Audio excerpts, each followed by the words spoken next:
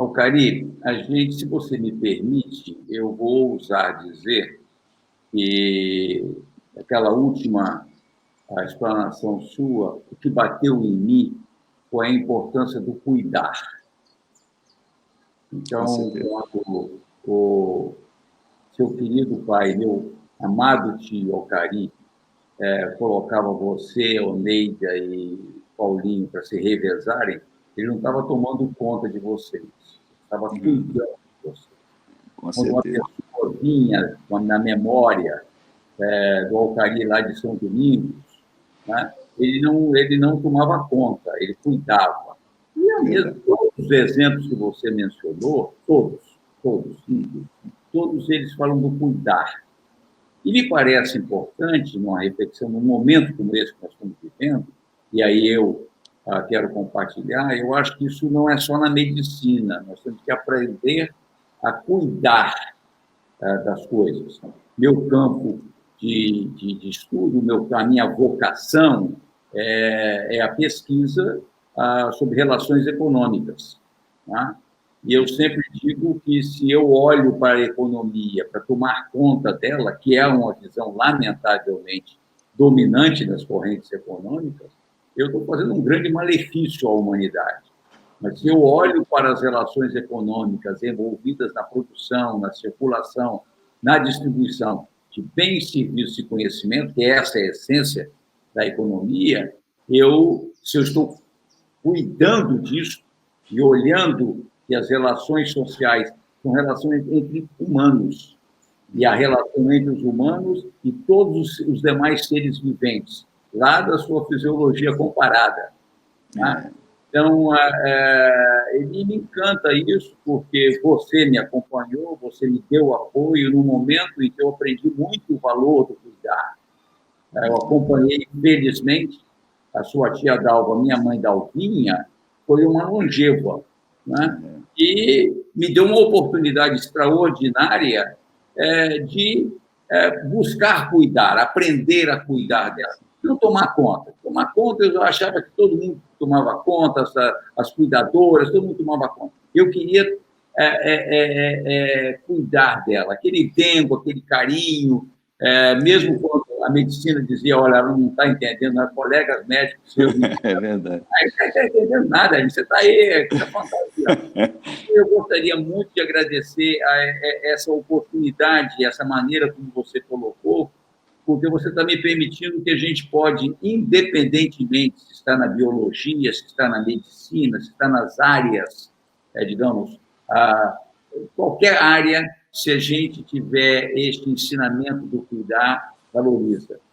Eu gostaria de saber o que é a medicina para o médico, o professor, o gestor de hospital, Alcari Simão Júnior. Você falou, você já falou, é cuidar, né? Medicina no fundo, é aquilo que eu comentei. As pessoas têm um corpo, né? E nós, médicos, temos esse cuidado com o corpo, né? No fundo, é isso que eu gostaria muito que todos os médicos não esquecessem disso, né? Independente do sofrimento que acompanha, né? Medicina, no fundo, é cuidar. E cuidar, eu vou até fazer um comentário aqui com você. Aonde é que a gente pega? Por exemplo, nós estamos diante de um problema de saúde grave, né? Uma doença infecciosa, né? Etc. Então, os professores nos ensinam o seguinte: qual é o quadro que vai ser grave? Aí eles explicam, ó, as doenças infecciosas, a gravidade delas se posicionam em 3 pontos, né? A saúde do hospedeiro. Então, se o paciente está com um corpo bom, está fazendo os exercícios, se alimentando bem, dormindo bem, ele tem um corpo resistente. Segundo ponto, a agressividade do micróbio, no caso aí. Nós temos o Covid, e por incrível que pareça, Arlindo, apesar de, assim, uma visão primeira a gente achar que esse bicho é agressivo, ele não é, não. Ele é pouco agressivo, tá? Eu vou fazer uma comparação com você, fazendo os descontos, obviamente, da progressão da medicina. Na época que a última pandemia foi a gripe espanhola, de 1918 a 1921. Na época, o mundo tinha 1 bilhão e 100 milhões de pessoas. Morreram 55 milhões de pessoas. Hoje, o mundo tem 7 vezes mais. Se fosse guardar a proporcionalidade, teria que estar morrendo.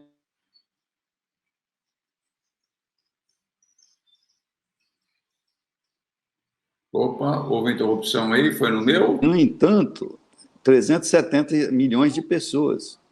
E, no entanto, não chegou a 1 milhão. Ele não é agressivo. É lógico que nós temos os recursos de hoje, tudo direitinho, né? Mas isso é um fato. E o terceiro ponto é a quantidade de micróbios que entra no corpo.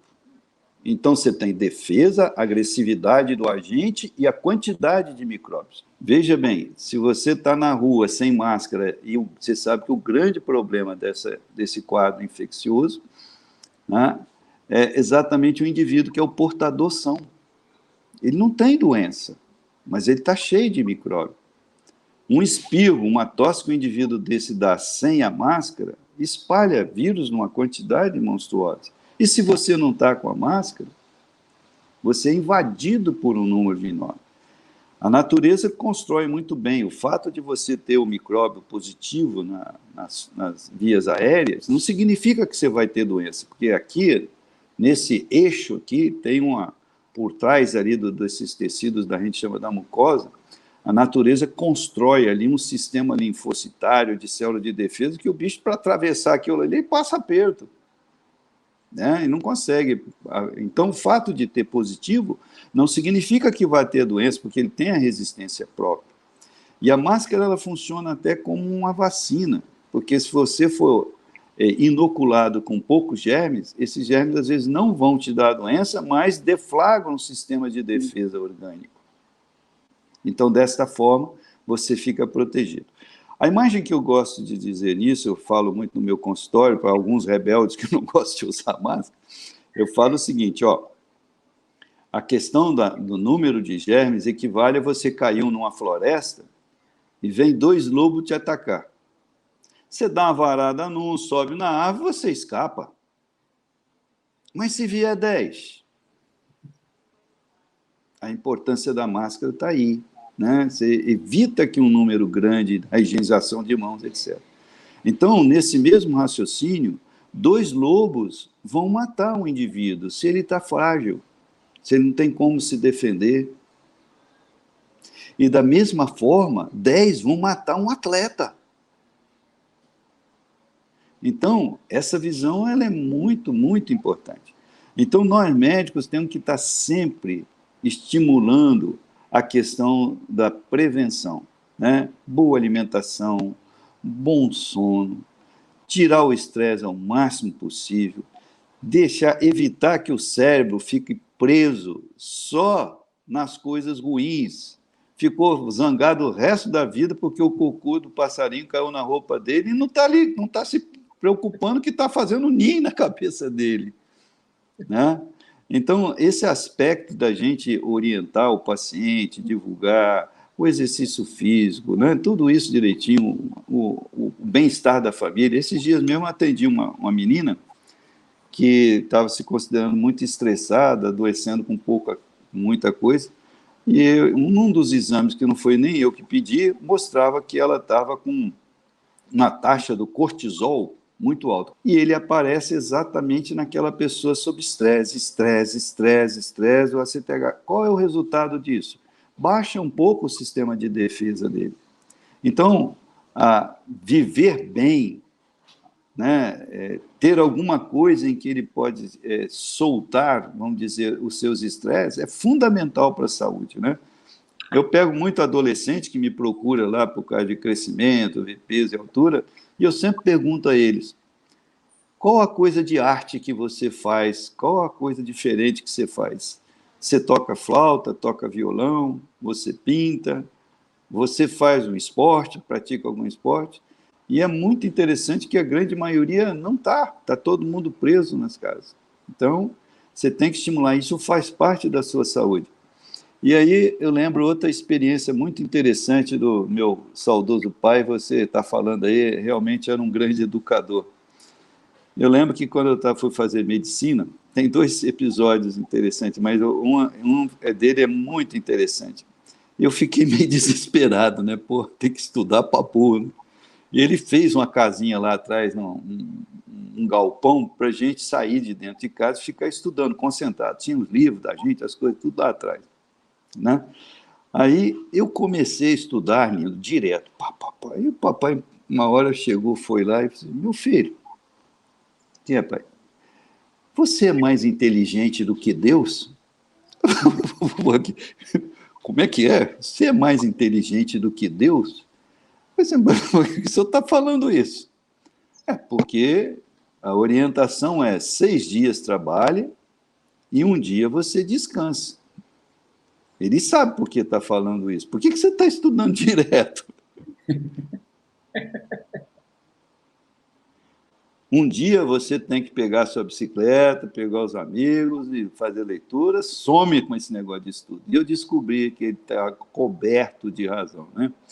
E isso é um fato real, né? Quando a gente está cansado, né, Arlindo? Você fica 6 horas para estudar uma página do livro. Quando você está descansado, em 2 horas você lê quase um livro. Que bom que você dá esse depoimento, porque todas as vezes em que eu tenho um embate sobre meritocracia, eu sempre digo que eu devo muito à sabedoria da minha mãe, que quando me encontrava na famosa virada de noite para estudar, para me preparar para o dia seguinte fazer uma prova, e aí não era nem vestibular, né? Uma prova normal.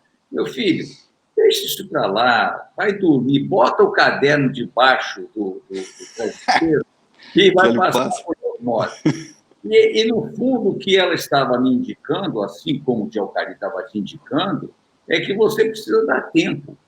Agora, imagine quem não teve o privilégio de ter um pai como Alcari, ou não teve o privilégio de ter uma mãe como Dalvinha, e que, até por falta de experiência, e que diz: não, meu filho, eu vou preparar mais café para você resistir mais. Ou seja, e aí eu sempre conto essa história, que é exatamente para diminuir aquilo que o meu ego disse, isso é meu mérito. Não, é um mérito de inúmeras pessoas que estiveram na minha vida, que estão na minha vida, e que foram me guiando, foram me moldando, e a gente precisa ter essa humildade, porque senão a gente está sempre se comparando, e a gente está normalmente comparando, dizendo: quem está abaixo não tem o mérito que eu tive, porque eu me esforcei mais. E você está dando um exemplo extraordinário. Desculpa a interrupção, mas eu acho que é um pouquinho dessa conversa.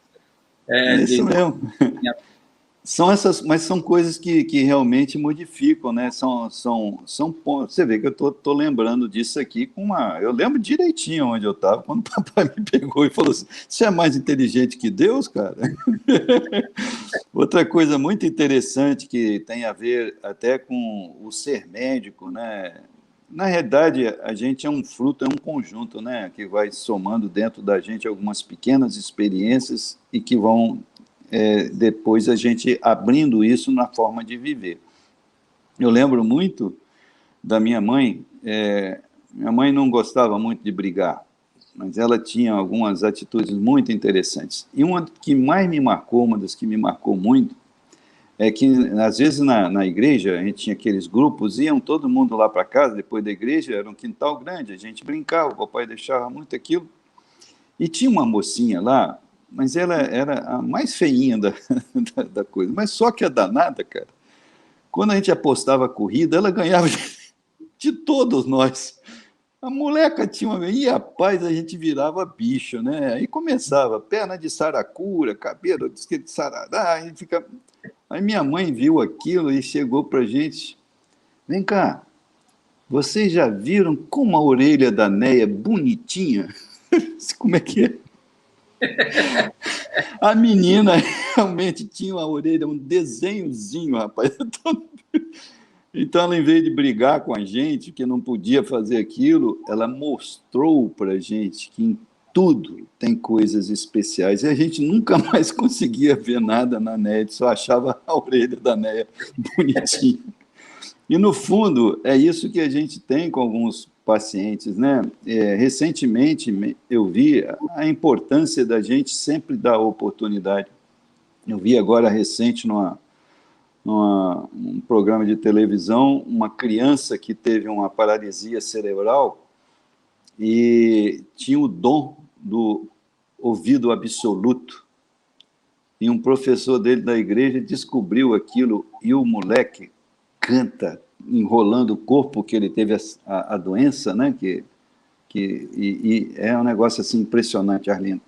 Então, mostra que na gente nós temos que, de qualquer forma, sempre procurar as coisas boas. Em medicina, a gente não foge disso, né?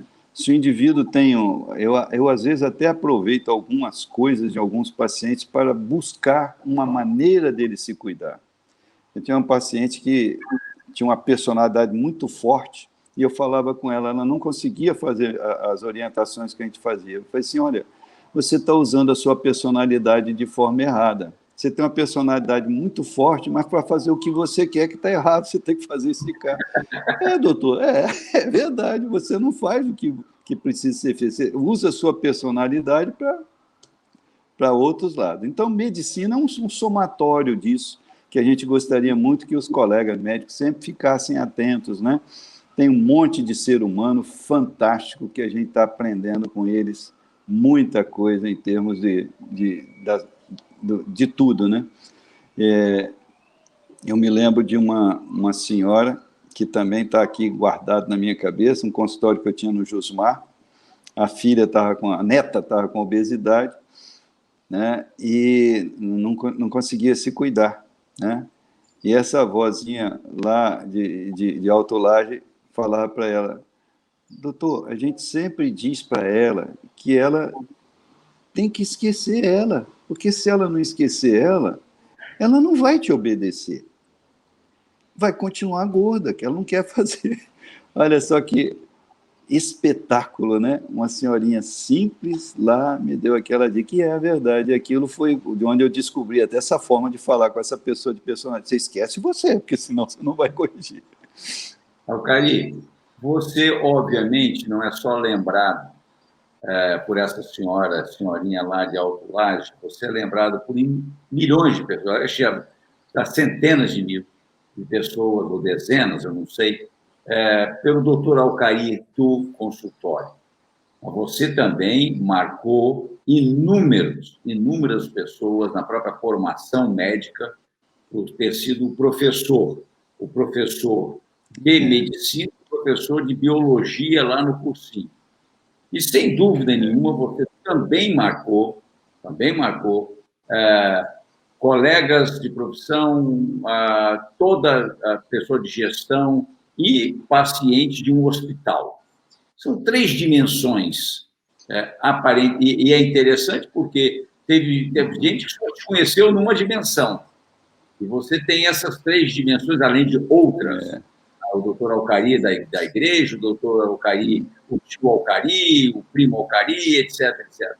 Mas como é que as 3 dimensões, consultório, sala de aula, o aprendizado, e o hospital se suplementaram? Porque eu sempre digo que não se trata de um copo meio cheio que você vai completar. Você nunca completa uma atividade, nunca completa a outra, ela suplementa, porque o copo vai transbordar, se a gente souber usar. É verdade, complemento. Na realidade, porque são condições um pouco diferentes, né?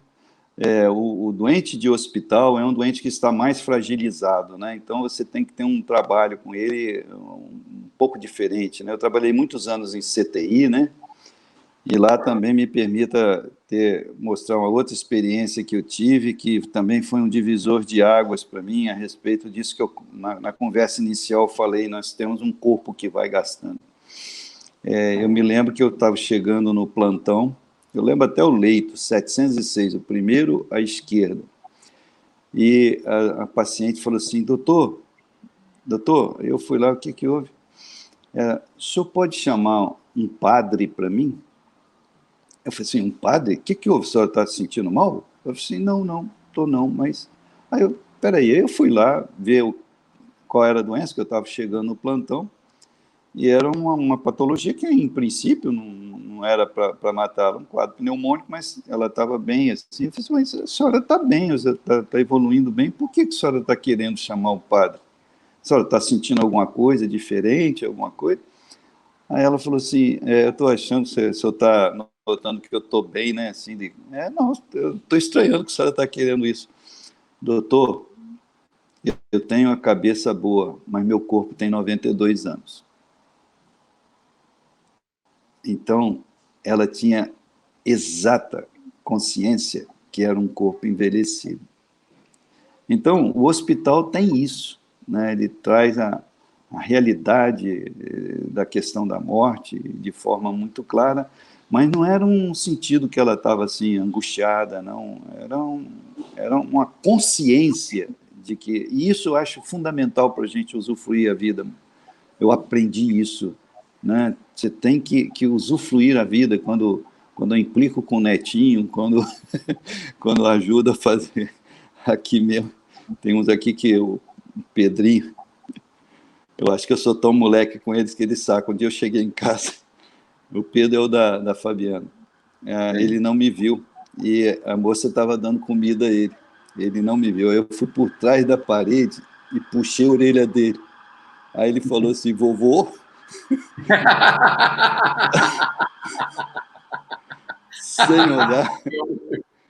sem olhar, já sabia que era o avô. Então, essas coisas são muito... Né, você usufrui da vida, não perca tempo com essas coisas. O doente, né, do consultório é aquele doente que você cabe a orientação. Até uma das preocupações que eu tenho no meu consultório é melhorar a qualidade de vida das pessoas. As pessoas não têm que estar ficando presas, elas têm que fazer o que têm que fazer, os cuidados, tudo direitinho. Eu cito muito para alguns doentes mais rebeldes, que eu cuido muito de obesidade, né? Não tanto, mas bastante, né? Mas uma das coisas que eu sempre peço a eles é o seguinte, você tem que entender que se você for fazer a sua vontade, você vai ficar do jeito que você está. Você não vai perder peso. Então, você tem que fazer a orientação de cá. É essa que você tem que fazer.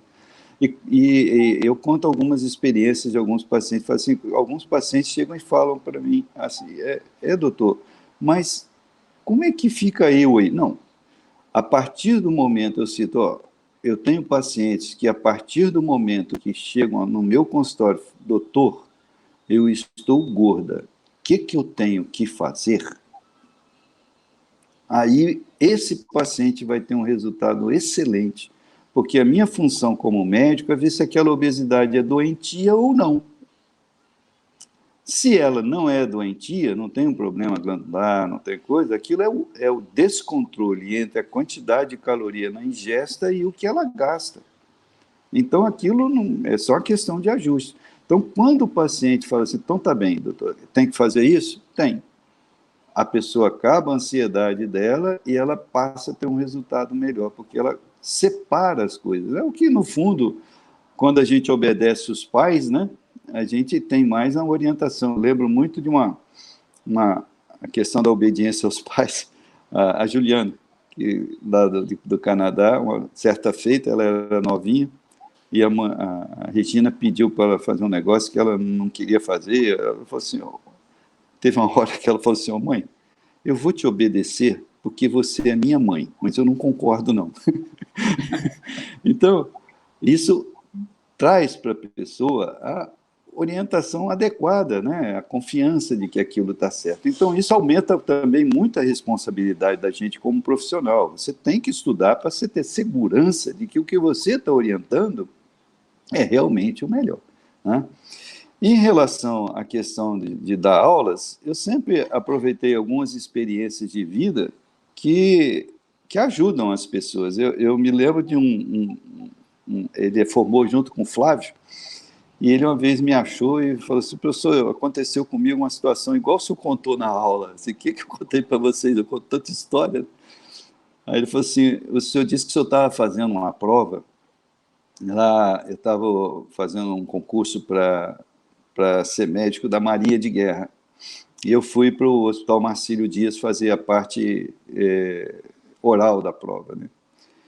E o professor me fez umas perguntas e eu estava respondendo tudo, mas teve uma hora que ele começou a me espremer numa determinada condição lá. Eu falei assim: olha, professor, eu não tenho uma resposta para o senhor, não. Mas, num caso desse, eu fico do lado do doente, peço mais exames e eu vou achar a solução. Ele olhou para mim e falou assim: você é um cara safo, mas eu aceitei a sua resposta. Que, na realidade, o que a gente precisa como médico é a responsabilidade de você, porque a gente não tem o domínio total, né, Arlindo? Na realidade, a medicina, você vê que esse vírus aí deu um banho em todo mundo, principalmente no início, até a Organização Mundial de Saúde, algumas revistas se enrolaram totalmente, agora que as coisas estão clareando, né? E existem algumas coisas muito interessantes a respeito disso, a beleza da medicina. Os nossos antepassados realmente fizeram as bases da medicina na parte humana, que são realmente especial, né? Tem uma declaração de Helsinki, eu acho que é de 36 ou 46, em que ele diz o seguinte: quando existir doenças novas, o médico tem autoridade para escolher os seus tratamentos, segundo a sua experiência, a sua vivência. E é isso que vai construir a experiência das curas, né, depois. Então, na realidade, essa responsabilidade com a saúde é que é a marca registrada de todas as suas atividades, quer seja no consultório, quer seja no hospital, quer seja falando para os colegas, no sentido deles crescerem, né, na formação. Medicina, eu sou um apaixonado por ela, acho que é uma profissão que nos ensina muito, nós aprendemos muito mais com ela, muito, muito mesmo. Você não precisa falar dessa paixão para quem já teve um mínimo de contato com você. Alcari, a gente vai fazer um breve intervalo e já a gente volta para o nosso bloco final. Pode ser? Claro.